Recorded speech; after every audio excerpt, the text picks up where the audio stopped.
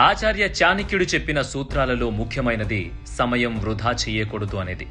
ఎందుకంటే జీవితంలో ఎప్పటికీ తిరిగి తీసుకురాలేనిది, ఎంత సంపాదించినా కొనలేనిది సమయం మాత్రమే. మనం గడిపే ప్రతి క్షణం విలువ కట్టలేనిది. కాబట్టి ప్రతిరోజు ఏదో ఒకటి నేర్చుకో. ప్రతి పూట కొత్తదనాన్ని సంతరించుకో. ఎట్టి పరిస్థితుల్లోనూ నువ్వు గడిపే క్షణాలను విషతుల్యం కానివ్వకు అంటాడు చాణక్యుడు. దానర్థం మంచి పనులు చెయ్యకపోయినా పర్లేదు కానీ నీ విలువైన సమయాన్ని చెడు పనులకు వెచ్చించకు. దానివల్ల నువ్వు రెండింటిని కోల్పోతావు. ఒకటి, మళ్లీ తిరిగి తీసుకురాలేని కాలాన్ని. రెండవది, నువ్వు చేసిన చెడు వల్ల మూట కట్టుకున్న కర్మల వల్ల నువ్వు కోల్పోయే మనశ్శాంతిని. దొరికిన సమయాన్ని టైం పాస్ అనే ఓ తెలివి తక్కువ పదంతో ముందుకు నెట్టేసే భ్రమలో నువ్వున్నావు అంటే నువ్వు దేనికి పనికి రాకుండా కేవలం బ్రతుకుతున్నాం అనే కోవలో కొట్టుకుపోతున్నావని అర్థం.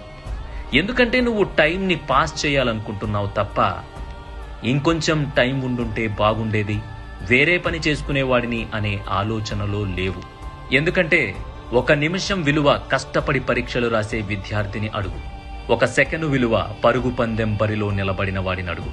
మొత్తంగా గడిచిపోయిన కాలం విలువ చావు అంచుల్లో ఉన్నవాడిని అడుగు.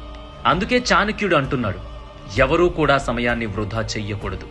సమయాన్ని పట్టించుకోలేని వారు జీవితాన్ని ఆస్వాదించలేరు, విజయం అనే పదానికి వాళ్ళు అర్హులు కారు అని. అందుకే నువ్వు తప్పు చేసి తెలుసుకోవడం కాదు, ఎల్లప్పుడూ ఇతరుల తప్పుల నుండి నేర్చుకోవాలి. మీ తప్పులపై దృష్టి పెట్టి వాటిని సరిచేసుకోవాలి. అప్పుడు నీ సమయం తప్పులు చేయడంలో, మనుషులను అర్థం చేసుకోవడంలో వృధా కాదంటాడు చాణక్యుడు.